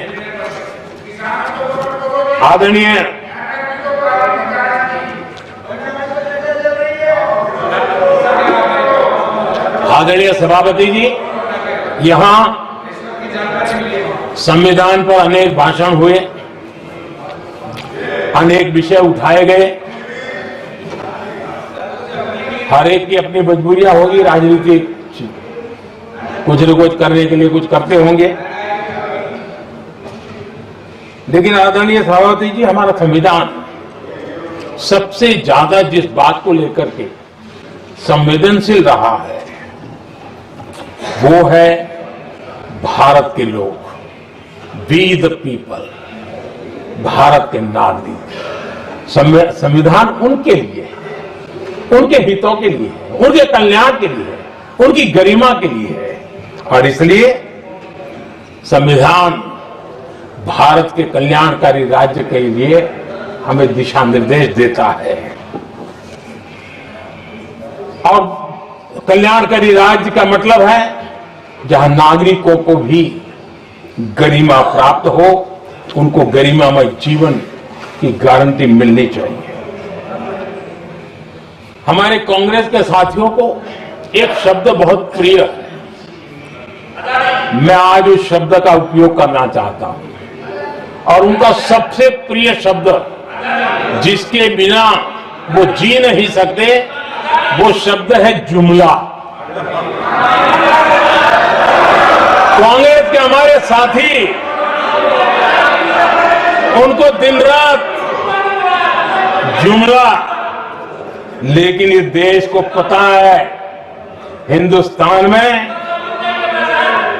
अगर सबसे बड़ा जुमला कोई था और वो 4 पीढ़ी ने चलाया, वो जुमला था गरीबी हटाओ। ये ऐसा जुमला था, ये गरीबी हटाओ ऐसा जुमला था। उनकी राजनीति की रोटी तो सिकती थी लेकिन गरीब का हाल ठीक नहीं होता था। आदरणीय सभापति जी, जरा कोई मुझे कहे आजादी के इतने सालों के बाद क्या एक डिग्निटी के साथ जीने वाले परिवार को क्या उसे टॉयलेट पे उपलब्ध नहीं होना चाहिए? क्या आपको ये काम करने की फुर्सत नहीं मिली? आज देश में टॉयलेट बनाने के अभियान को जो गरीबों के लिए एक सपना था, उसकी डिग्निटी के लिए हमने इस काम को हाथ में लिया और हमने जी जान से जुटे रहे। उसका मजाक उड़ाया गया, मुझे मालूम है, लेकिन उसके बाद भी सामान्य नागरिक के जीवन का गरिमा ये हमारे दिल और दिमाग में होने के कारण हम डिगे नहीं, हम अड़े रहे, हम आगे बढ़ते चले गए और तब जाकर के ये सपना साकार हुआ। माताएं बहनें खुले में सोच जा रही थी, या तो सूर्योदय के पहले या सूर्योदय के बाद, और आपको कभी पीड़ा नहीं हुई। और उसका कारण यह था कि आपने गरीबों को और गरीबी को टीवी में देखा है, अखबार की सुर्खियों में देखा है, आपको गरीब की जिंदगी का पता नहीं, वरना आप इसके साथ ऐसा जुल्म नहीं करते। आदरणीय सभापति जी, इस देश की 80% जनता पीने के शुद्ध पानी के लिए तरसती रही। क्या मेरा संविधान हमें रोकता था? क्या संविधान तो ये चाहता था कि सामान्य मानवीय की सुविधाओं को ध्यान दिया जाए। आदरणीय सभापति जी, ये काम भी हमने बड़े समर्पण भाव से आगे बढ़ाया है। आदरणीय सभापति जी, इस देश की करोड़ों माताएं चूल्हे में खाना पकाना और धुएं से आंखें लाल, कहते हैं कि सैकड़ों सिगरेट का धुआं खाना पकाते हैं तब धुआं शरीर में जाता है।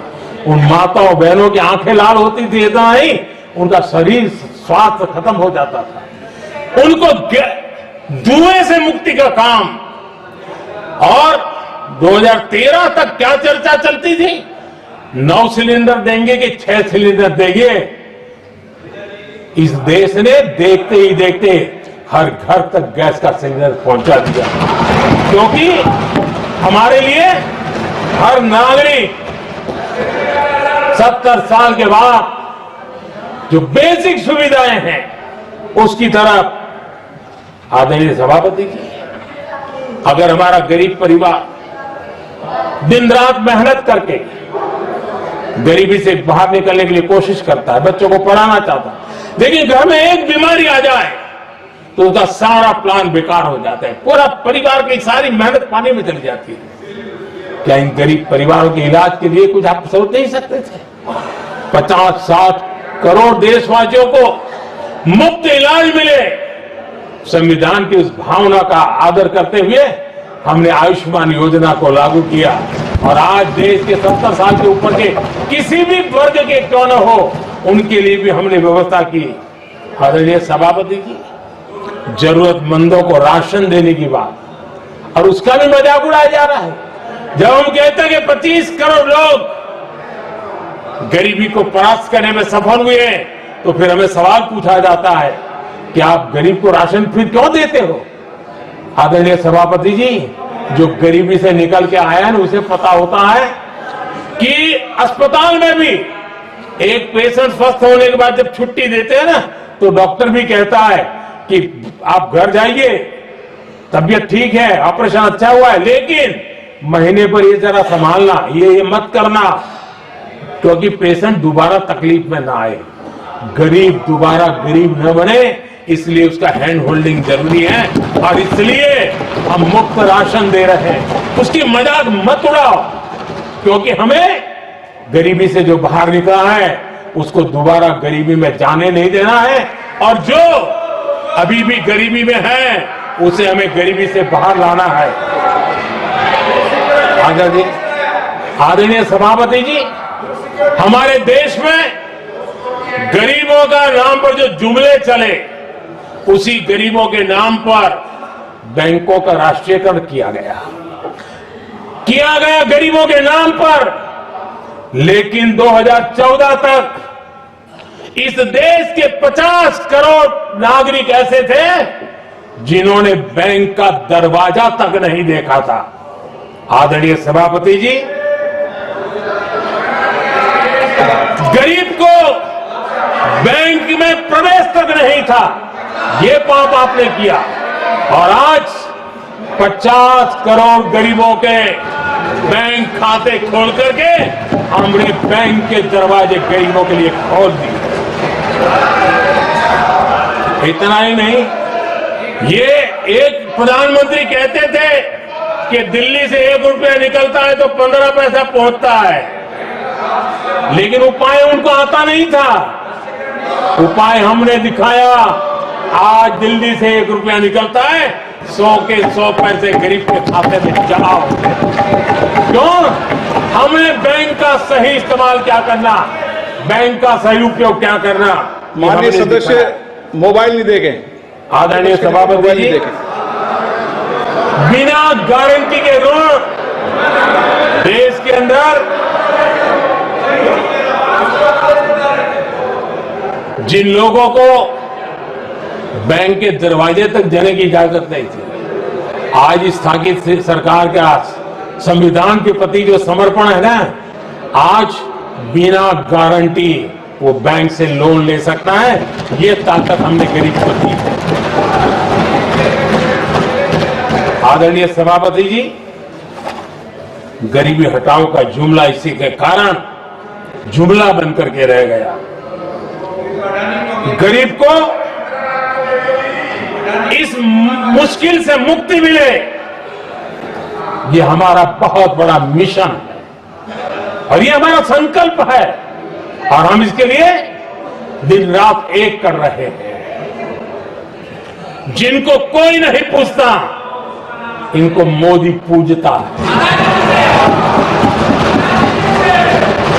आदरणीय सभापति जी, दिव्यांगजन हर दिन संघर्ष करता हमारा दिव्यांगजन, अब जाकर के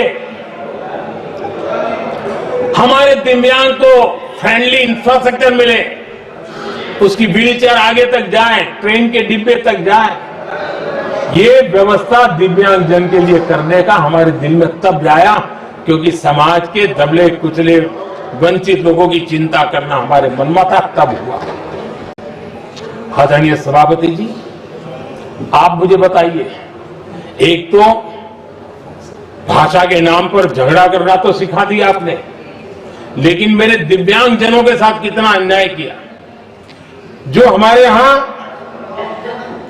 साइनेज लैंग्वेज जो है, साइन लैंग्वेज की जो व्यवस्था है, खास करके मूक बधिर के लिए, अब दुर्भाग्य ऐसा देश का कि असम में जो भाषा सिखाई जाए उत्तर प्रदेश में दूसरी सिखाई जाए, उत्तर प्रदेश में सिखाई जाए महाराष्ट्र में तीसरी सिखाई जाए।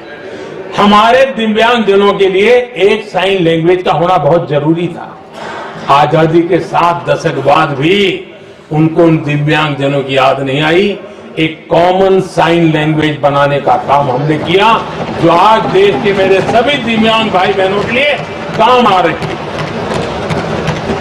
आदरणीय सभापति जी, गुमंतु और अर्ध गुमंतु जन समूह समाज का इसके ऊपर पूछने वाला नहीं था। उनके कल्याण के लिए वेलफेयर बोर्ड बनाने का काम हमने किया, क्योंकि संविधान की प्राथमिकता है लोग, हमें उसको दर्जा देने का काम किया है। आदरणीय सभापति जी, हर कोई रेहड़ी पटरी के लोगों से जानता है, हर मोहल्ले में, हर इलाके में, हर फ्लैट में, हर सोसाइटी में सुबह होते ही वो रेहड़ी पटरी वाला आकर के मेहनत करके और लोगों का जीवन चलाने में मदद करता है। उसको बेचारे को 12-12 घंटे काम करे, रेहड़ी भी किसी से किराए पर ले ले, किसी से ब्याज से पैसा ले, किसी से सामान खरीदे, शाम को ब्याज खाओ पैसा ले जाए, बड़ा मुश्किल से अपने बच्चों के लिए ब्रेड का टुकड़ा ले जा सके। ये हालत थी, ये हमारी सरकार ने है रेहड़ी पटरी वालों के लिए स्वनिधि योजना बना करके बैंक से उनको बिना गारंटी लोन देने का शुरू किया, और आज उसके कारण, वो स्वनिधि योजना के कारण वो तीसरे राउंड तक पहुंचा है और अधिकतम लोन बैंक से उसको सामने से मिल रही है। उसकी प्रतिष्ठा का और उसका विस्तार हो रहा है, विकास भी हो रहा है। आदरणीय सभापति जी, इस देश में हम में से कोई ऐसा नहीं होगा जिसको विश्वकर्मा की जरूरत न पड़ती हो। समाज की व्यवस्था की एक बहुत बड़ी व्यवस्था बनी थी, सदियों से चली आ रही थी, लेकिन वो विश्वकर्मा साथियों के लिए कभी पूछा नहीं गया। हमने विश्वकर्मा के कल्याण के लिए योजना बनाई, बैंक से लोन लेने की व्यवस्था की, उनको नई ट्रेनिंग देने की व्यवस्था की, उनको आधुनिक टूल देने की व्यवस्था की, नई डिजाइन से काम बनाने की चिंता की, और उसको हमने मजबूत बनाने का काम किया। आदरणीय सभापति जी, ट्रांसजेंडर जिसको परिवार ने धुतकार दिया, जिसको समाज ने धुतकार दिया, जिसकी कोई चिंता करने वाला नहीं था, ये हमारी सरकार है। इसको भी भारत के संविधान ने हक दिए हैं, उस ट्रांसजेंडर के अधिकारों के लिए कानून और व्यवस्थाएं बनाने का काम किया। उनको गरिमापूर्ण जीवन मिले, उनके अधिकारों की सुरक्षा के लिए हमने काम किया। आदरणीय सभापति जी, हमारे आदिवासी समाज इतनी सारी बातें करते, मुझे तो याद है मैं जब गुजरात का मुख्यमंत्री बना तो हमारे यहाँ उमरगांव से अंबाजी तक एक पूरा बेल्ट, गुजरात का पूर्वी हिस्सा पूरा आदिवासी बेल्ट, और एक कांग्रेस के मुख्यमंत्री आदिवासी रह चुके थे। इतने सालों के बाद भी उस पूरे इलाके में एक भी साइंस स्ट्रीम की स्कूल नहीं थी। मेरे आने से पहले एक भी साइंस स्ट्रीम की स्कूल नहीं थी। अगर साइंस स्ट्रीम की स्कूल नहीं है तो कितनी आरक्षण की बातें करो, वो बेचारा इंजीनियर और डॉक्टर कैसे बन सकता है। ये मैंने उस इलाके में काम किया और वहां साइंस स्ट्रीम की स्कूलें, अब तो वहां यूनिवर्सिटीज बन गई है। लेकिन यानी राजनीति की चर्चा करना, संविधान के अनुरूप काम न करना, ये जिनकी सत्ता भूख है ना, उसका हमने आदिवासी समाज में भी जो अति पिछड़े लोग हैं, और मैं राष्ट्रपति जी का आभार व्यक्त करता हूं, उन्होंने मेरा काफी मार्गदर्शन किया। राष्ट्रपति महोदय ने मेरा मार्गदर्शन किया। अब उसमें पीएम जनमन योजना बनी। हमारे देश में बिखरे बिखरे आदिवासी समाज के छोटे छोटे समूह हैं जो आज भी उनको कोई सुविधा प्राप्त नहीं हुई थी। हमने ढूंढ ढूंढ करके, संख्या बहुत कम है, वोट की राजनीति में उनकी तरफ देखने वाला कोई नहीं था, लेकिन मोदी है जो आखिर को भी जीता है। और इसलिए हमने उनके लिए पीएम जनमन योजना के द्वारा उनके विकास की। आदरणीय सभापति जी, जैसे समाजों में उनके विकास संतुलित होना चाहिए, पिछड़े से पिछड़ा व्यक्ति को भी संविधान अवसर देता है, जिम्मेवारी भी सरकार को देता है, उसी प्रकार से कोई भी विभाग भी, कोई हमारा ज्योग्राफिकल इलाका भी वो पीछे नहीं रहना चाहिए। और हमारे देश में किया क्या, 60 साल के दरमियान 100 डिस्ट्रिक्ट आइडेंटिफाई करके कह दिया कि ये तो बैकवर्ड डिस्ट्रिक्ट है। अब बैकवर्ड डिस्ट्रिक्ट का ऐसा लेवल लग गया कि किसी की ट्रांसफर होती थी तो कहता था पनिशमेंट पोस्टिंग, तो कोई जिम्मेवार अफसर जाता ही नहीं था। और उनकी तरह हमने पूरी स्थिति को बदल दिया। हमने एस्पिरेशनल डिस्ट्रिक्ट का एक कल्पना रखी और 40 पैरामीटर पर ऑनलाइन रेगुलर मॉनिटरिंग करते रहे, और आज एस्पिरेशनल डिस्ट्रिक्ट उस राज्य के अच्छे जिलों की बराबरी करने लगे और कुछ तो नेशनल एवरेज की बराबरी करने लगे। भूभाग भी पीछे न रहे, कोई जिला, अब इसको आगे ले जाएगा के हमने 500 ब्लॉक को एक्सप्रेस ब्लॉक बना करके उनके डेवलप पर स्पेशल फोकस करने की दिशा में हम काम कर रहे हैं। आदरणीय सभापति जी, मैं हैरान हूं जो लोग बड़ी बड़ी कथाएं सुनाते हैं। क्या इस देश में आदिवासी समाज 1947 के बाद आया क्या राम और कृष्ण से तब आदिवासी समाज भाग नहीं था? जो आदिवासी समाज को आदि पुरुष मृग हम कहते हैं, लेकिन आजादी के कई दशकों के बाद भी इतना बड़ा आदिवासी समूह, उनके लिए अलग मंत्रालय नहीं बनाया गया। पहली बार अटल बिहारी वाजपेयी की सरकार आई और उन्होंने अलग आदिवासी मंत्रालय बनाया, अलग आदिवासी विकास और विस्तार के लिए बजट दिया। आदरणीय सभापति जी, हमारे माछीमार समाज, मछुआरा समाज क्या अभी अभी आया है क्या उनकी नजर नहीं की आपकी? इन मछुआरा समाज के कल्याण के लिए पहली बार हमारी सरकार ने आकर के अलग मंत्रालय बनाया फिशरीज का, उनके कल्याण के लिए अलग से हमने बजट दिया, समाज के इस तबके की चिंता की। आदरणीय सभापति जी, मेरे देश का छोटा किसान, उसके जीवन में सहकारिता एक मुख्य अंग है। छोटे किसान की जिंदगी को सामर्थ्य देने के लिए सहकारी क्षेत्र को जिम्मेवार बनाना, सहकारी क्षेत्र को सामर्थ्यवान बनाना, सहकारी क्षेत्र को बल देना, इसकी महात्मा हम समझते हैं, क्योंकि छोटा किसान, उसकी चिंता हमारे दिल में थी और इसलिए हमने अलग सहकारिता मंत्रालय बनाया। हमारी सोचने का तरीका क्या है? हमारे देश में नौजवान है, पूरा विश्व आज वर्कफोर्स के लिए तरस रहा है। देश में डेमोग्राफिक डिविजन लेना है तो हमारे इस वर्कफोर्स को स्किल बनाना चाहिए। हमने अलग स्किल मंत्रालय बनाया ताकि दुनिया की आवश्यकता के अनुसार मेरा देश का नौजवान तैयार हो और विश्व के साथ वो अपने आगे बढ़े। आदरणीय सभापति जी, हमारा नॉर्थ ईस्ट इसलिए कि वहां वोट कम है, सीटें कम है, इसकी कोई परवाह नहीं है। यह अटल जी की सरकार थी जिसने पहली बार नॉर्थ ईस्ट के कल्याण के लिए डोनियर मंत्रालय की व्यवस्था की और आज उसका परिणाम है कि नॉर्थ ईस्ट के विकास की नई चीजों को हम प्राप्त कर पाए। इसी के कारण रेल, रोड, पोर्ट, एयरपोर्ट ये बनने की दिशा में आगे बढ़ रहे हैं। आदरणीय सभापति जी, आज भी दुनिया के देशों में लैंड रिकॉर्ड के लेकर के समृद्ध देशों को भी कई संकट। हमने गांव के हर सामान्य व्यक्ति को अपना लैंड रिकॉर्ड, उसके घर की मालिकीन का हक पे कागज नहीं है, उसके गांव उसको बैंक से लोन चाहिए हो, कहीं बाहर जाए तो कोई कब्जा कर ले, एक स्वामित्व योजना बनाई और देश के गांव के ऐसे समाज के दबे कुचले लोगों को वो कागज हम दे रहे हैं जिसके कारण उसका मालिकी हक बन रहा है। वो स्वामित्व योजना एक बहुत बड़ा दिशा में है।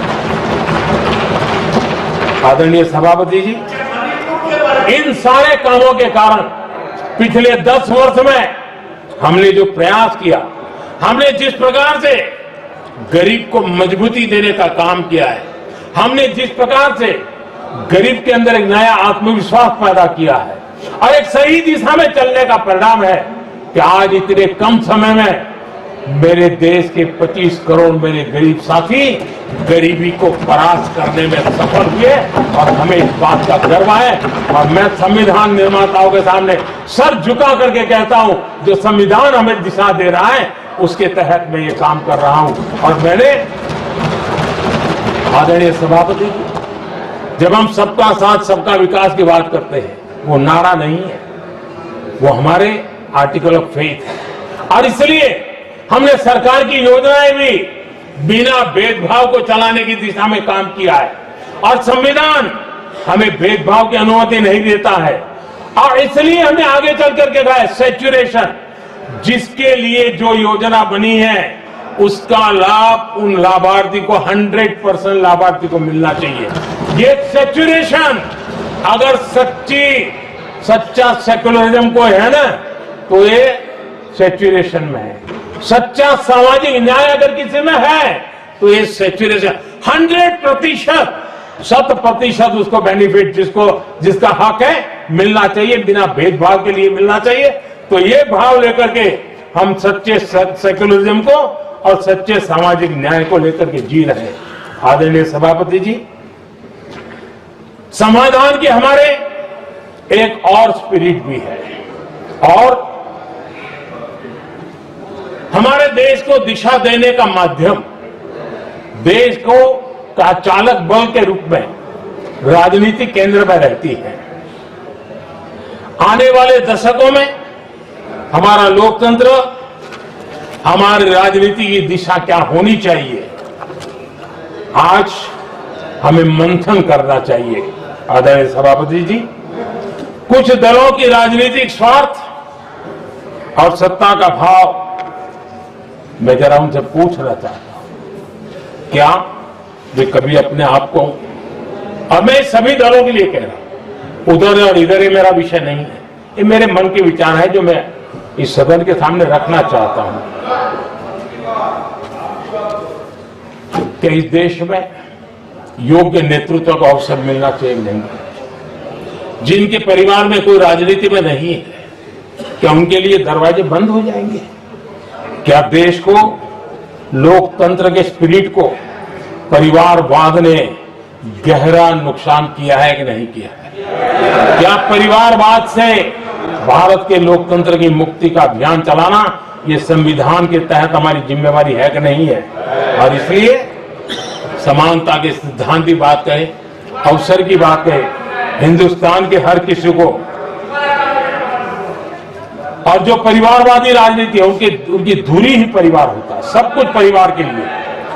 देश को, देश के नौजवानों को आकर्षित करने के लिए, लोकतंत्र को मजबूत बनाने के लिए और देश के युवाओं को आगे आने के लिए हम सभी राजनीतिक दलों ने प्रयास करना चाहिए। सभी राजनीतिक दलों ने, जिनकी पार्श्वभूमि में राजनीतिक परिवार नहीं है, ऐसे फ्रेश ब्लड को लाने के लिए प्रयास करना, ये मैं मानता हूं कि देश की लोकतंत्र की, और इसीलिए मैंने लाल किले से कहा है कि मेरा एक विषय लेके मैं लगातार बोल रहा हूं, बोलता रहूंगा।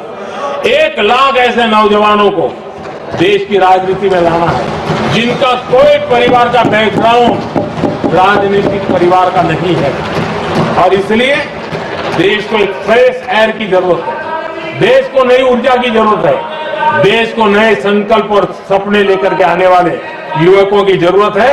और भारत के संविधान के जब 75 वर्ष मना रहे हैं तो हम उस दिशा में आगे बढ़े। आदरणीय सभापति जी, मुझे याद है मैंने एक बार लाल किले से संविधान में हमारे कर्तव्य को लेकर के उल्लेख किया था, और मैं हैरान हूं कि जिनको संविधान का समझ नहीं आता है वो कर्तव्य की भी मजाक उड़ाने लग गए। मैंने ऐसा कोई इंसान देखा नहीं दुनिया में कि जिसको इसमें भी इतराज हो सकता है आने, लेकिन देश का दुर्भाग्य है हमारे संविधान ने नागरिकों के अधिकार तय किए हैं, लेकिन संविधान को हमसे कर्तव्य की भी अपेक्षा है। और हमारी सभ्यता का सार है धर्म, ड्यूटी, कर्तव्य, ये हमारी सभ्यता का सार है। और महात्मा गांधी जी ने कहा था, महात्मा जी का कोट है, उन्होंने कहा था, मैंने ये अपनी अशिक्षित लेकिन विद्वान मां से सीखा है कि हम अपने कर्तव्यों को जितना अच्छे से निभाते हैं उसी से अधिकार निकल करके आता है। ये महात्मा जी ने कहा था। मैं महात्मा जी की बात को आगे बढ़ाता हूं और मैं कहना चाहूंगा, अगर हम अपने मौलिक कर्तव्यों का पालन करें तो कोई भी हमें विकसित भारत बनाने से नहीं रोक सकता। संविधान का 75वां वर्ष कर्तव्य के प्रति हमारे समर्पण भाव को, हमारी प्रतिबद्धता को और ताकत दें देश कर्तव्य भावना से आगे बढ़े, ये मैं मानता हूं समय की मांग है। आदरणीय सभापति जी, भारत के भविष्य के लिए संविधान के स्पिरिट से प्रेरित होकर के मैं आज इस सदन के पवित्र मंच से 11 संकल्प सदन के सामने रखना चाहता हूं। पहला संकल्प है, चाहे नागरिक हो या सरकार हो, सभी अपने कर्तव्यों का पालन करें। दूसरा संकल्प है, हर क्षेत्र, हर समाज को विकास का लाभ मिले, सबका साथ सबका विकास हो। तीसरा संकल्प है, भ्रष्टाचार के प्रति जीरो टॉलरेंस हो। भ्रष्टाचारी की सामाजिक स्वीकार्यता न हो। भ्रष्टाचारी की सामाजिक स्वीकार्यता न हो। चौथा संकल्प है, देश के कानून, देश के नियम, देश की परंपराओं के पालन में देश के नागरिकों को गर्व होना चाहिए, गर्व का भाव हो।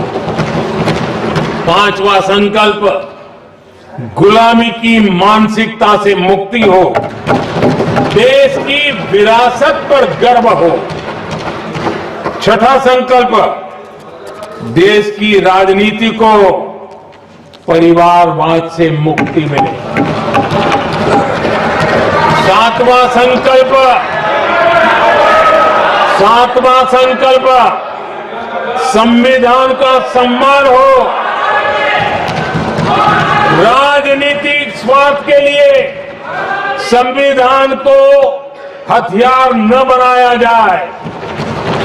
आठवां संकल्प, संविधान की भावना के प्रति समर्पण रखते हुए जिनको आरक्षण मिल रहा है वो न छीना जाए और धर्म के आधार पर आरक्षण की हर कोशिश पर रोक लगे।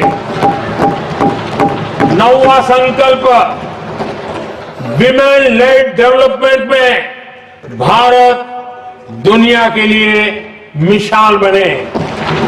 10वां संकल्प, राज्य के विकास से राष्ट्र का विकास, ये हमारा विकास का मंत्र हो। 11वां संकल्प, एक भारत श्रेष्ठ भारत का देश सर्वोपरि हो। आदरणीय सभापति जी, इसी संकल्प के साथ हम सब मिलकर के अगर हम आगे बढ़ते हैं तो संविधान की जो निहित भावना है, वी द पीपल, सबका प्रयास, हम इसी मंत्र को लेकर के आगे चले और विकसित भारत का सपना इस सदन में बैठे हुए सबका तो होना ही चाहिए। 140 करोड़ देशवासियों का सपना जब बन जाता है और संकल्प लेकर के जब देश चल पड़ता है तो इच्छित परिणाम लेकर के रहता है। मेरा 140 करोड़ देशवासियों के प्रति मेरी अपार श्रद्धा रही है। उनके सामर्थ्य पर मेरी श्रद्धा है, देश की युवा शक्ति पर मेरी श्रद्धा है, देश की नारी शक्ति पर मेरी श्रद्धा है। और इसलिए मैं कहता हूं कि देश 2047 देश जब आजादी के 100 साल मनाएगा तो विकसित भारत के रूप में मनाएगा। इस संकल्प के साथ आगे बढ़े। मैं फिर एक बार इस महान पवित्र कार्य को आगे बढ़ाने के लिए सबको शुभकामनाएं देता हूं और मैं आदरणीय सभापति जी, आपने समय बढ़ाया, इसके लिए मैं आपका बहुत बहुत आभार व्यक्त करता हूं। बहुत बहुत धन्यवाद। तो आपने सुना प्रधानमंत्री नरेंद्र मोदी को। पीएम मोदी ने कांग्रेस पर जमकर निशाना साधा। इमरजेंसी में देश को जेलखाना बना दिया गया था, ये पीएम मोदी कहते हुए नजर आए। कांग्रेस का ये पाप कभी नहीं धुलेगा। संविधान को लेकर चर्चा पर पीएम मोदी ने अपना जवाब दिया और विपक्ष ने संविधान निर्माताओं का अपमान किया है, ये बात भी यहां पर पीएम मोदी ने कही। इमरजेंसी में लोगों के अधिकार छीने गए, न्यायपालिका का गला घोट दिया गया। कई बातें विपक्ष पर और मुख्य रूप से कांग्रेस पर हमला बोलने के लिए पीएम मोदी ने कही हैं। और इसके अंत में अगर बात करें, अपने भाषण के अंत में 11 संकल्प की बात भी प्रधानमंत्री मोदी की तरफ से कही गई है कि अधिकारों की बात हम लगातार करते हैं, लेकिन कर्तव्यों की भी बात जब होती है तो अब 11 संकल्प लेकर के देश को आगे बढ़ना होगा, जिसमें उन्होंने कहा कि कर्तव्यों का संकल्प हमें करना होगा। जो संविधान के तहत कर्तव्य हैं उनको संकल्प के आधार पर उनको निभाना होगा। सबका साथ सबका विकास की भावना के साथ आगे बढ़ना होगा। भ्रष्टाचारी की सामाजिक स्वीकार्यता ना हो, ये बात उन्होंने कही है। कांग्रेस के एक परिवार ने संविधान को चोट पहुंचाने में कोई कोर कसर नहीं छोड़ी है।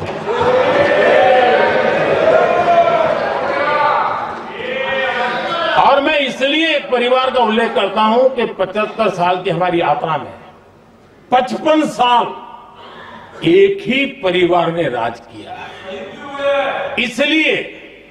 इसलिए देश को क्या क्या हुआ है ये जानने का अधिकार है। और इस परिवार के कुविचार, कुरीति, कुनीति, इसकी परंपरा निरंतर चल रही है। हर स्तर पर इस परिवार ने संविधान को चुनौती दी। आदरणीय सभापति जी, 1947 टू 1952 इस देश में इलेक्टेड गवर्नमेंट नहीं थी। एक अस्थाई व्यवस्था थी, एक सिलेक्टेड सरकार थी और चुनाव नहीं हुए थे। और जब तक चुनाव न हो तब तक एक इंटरिम व्यवस्था के रूप में कोई खाका खड़ा करना चाहिए, किया गया था। 1952 के पहले राज्यसभा का भी गठन नहीं हुआ था। राज्यों में भी कोई चुनाव नहीं थे, जनता का कोई आदेश नहीं था। उसके बावजूद भी, और अभी तो संविधान निर्माताओं ने इतना मंथन करके संविधान बनाया था। 1951 में जबकि चुनी हुई सरकार नहीं थी, उन्होंने ऑर्डिनेंस करके संविधान को बदला और किया क्या? अभिव्यक्ति की आजादी पर हमला कर दिया गया।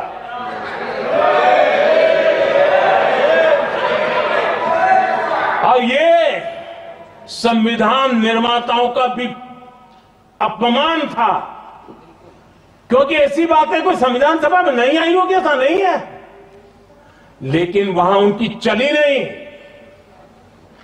तो बाद में जैसे ही मौका मिला, उन्होंने अभिव्यक्ति की इस आजादी को, उस पर उन्होंने हथौड़ा मार दिया।